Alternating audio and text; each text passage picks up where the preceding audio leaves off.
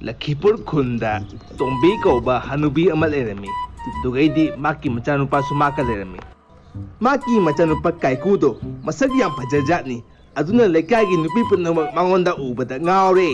lekai duga bina kauba nupi amasu lerami nongmadi kaikuga binaga lambi da thingnare kaikudi bina se ubada ngaukhre kharani leraga moibani luhonge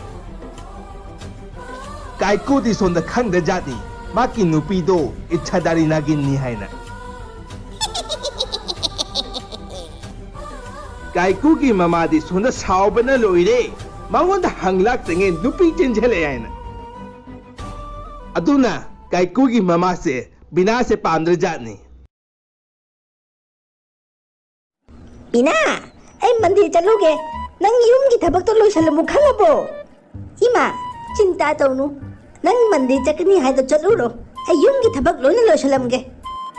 hoi hoi ai laktri hana yum ki thabak to loisalamu kon du su phengdo mu dugai ti phenyl hapchalaga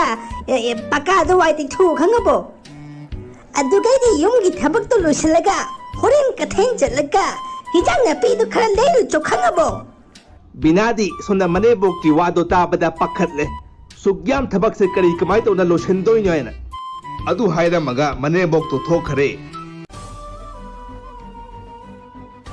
hujik mau ama oirabani na mi ki dumai leida yade hana katheng chalaga hinjang na pi do leiruge adu loraga yum ki thabak to lotion ge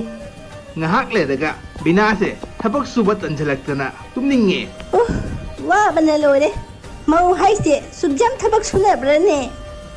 mau ama oiraga sugjam thabak suni haina hande khangamadi sunong hongoi daba binado thabak subada wamandana uiba khangodre sandhada manebok to su yumda hanjale doorbell ki makhondo tabada binasu makeup thokle ima la amane yumgi thabak su anta loisandri kedosike khangdre imana ukrati sabna loitare upai leite nagin ki sakti do sijina tare adumaina jadu tongna binana yumgi thabak to sat loisale aya bina thong hangbada sangmatam changi kai gino ima ai lanjare ai tumure aba aduna nang lakpa khangodri tumna leiriba to aina nangi yumgi thabak to loisalamu hai to loisalabo kari tawna leiro ngasai dei Masi nupi sidi imung chang yengubada imung di sit na lereme tombi di imung do ubada ingak nge aima imung sidi yang phajana loisalame ni masi nupi si mi na tara bakhangdi ne lai ra khangdi ne ima kedawdagi kari wakan khalino kisumate pare Takcha Rosilao Matangi numita bina chakum na chak thongi matamduga manebok to lae Bina horen sandhada aigi manabasing khara lakpa yai moi gi tamakta nang horen atum ahau bado khara chima thamu khangabo hoi ima sembige adu haira maga manebok to chakum dei thokhare binasu jadu tawdana achapot mayam du seme Sandhada maneboki mamanabi singdusu moyumda koide Tombi noigi maudu ko thorona masak to yengningi ne Tombi na moy mamo nupi do mapan ko thore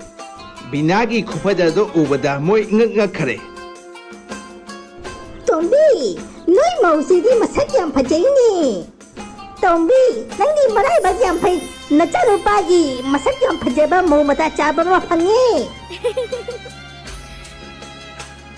ine samosa cha athum arak sing se cha nam da yu aina semani hau bra yu binana semba achapot singdo moy mayam hauna cha khare as Tombi achapot sing se hau bana loi re noi mausi di achapot semasu yam hai jati na adu numituga purnima gi matamsu oiri jatni sonda binadi thabak subada umkhidna pukau kau khare makte purnima gi matamda nagin oliaina ꯑꯗꯨ ꯎꯕꯗ ꯕꯤꯅꯥꯗꯤ ꯀꯤꯕꯅ ꯂꯣꯏꯔꯦ.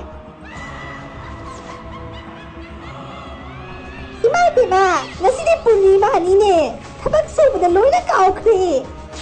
ꯏꯃꯥꯒ ꯌꯨꯝꯗ ꯀꯣꯏꯔꯛꯏ ꯃꯤꯁꯤꯡꯁꯤꯅ ꯈꯪꯈ꯭ꯔꯗꯤ ꯑꯩ ꯁꯤ ꯇꯥꯔꯦ. ꯑꯩ ꯀꯩꯗꯧꯁꯤꯒꯦ ꯈꯪꯗ꯭ꯔꯦ. ꯕꯤꯅꯥꯁꯦ ꯅꯥꯒꯤꯟꯅꯤ ꯍꯥꯏꯅ ꯃꯅꯦꯝꯕꯣꯛꯇꯨꯅ ꯈꯪꯉꯗꯅ. ꯑꯗꯨ ꯈꯪꯅꯤꯡꯉꯗꯤ ꯃꯌꯥꯝ ꯑꯁꯤꯒꯤ ꯄꯥꯔꯠ 2ꯁꯦ ꯌꯦꯡꯗ ꯌꯥꯗꯦ.